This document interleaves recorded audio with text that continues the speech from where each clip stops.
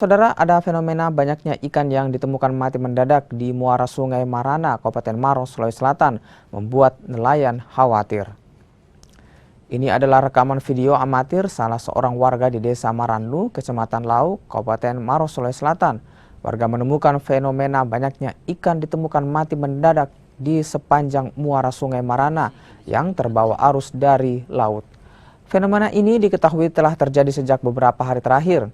Warga pun khawatir, pasalnya fenomena ini baru kali pertama terjadi.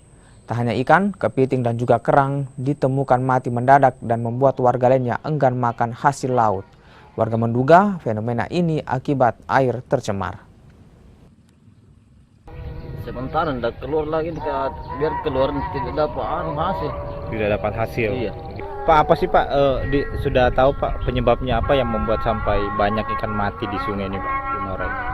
Tidak tahu bilang apa penyebabnya. Tapi memang ditemukan mati begitu saja Pak? Iya.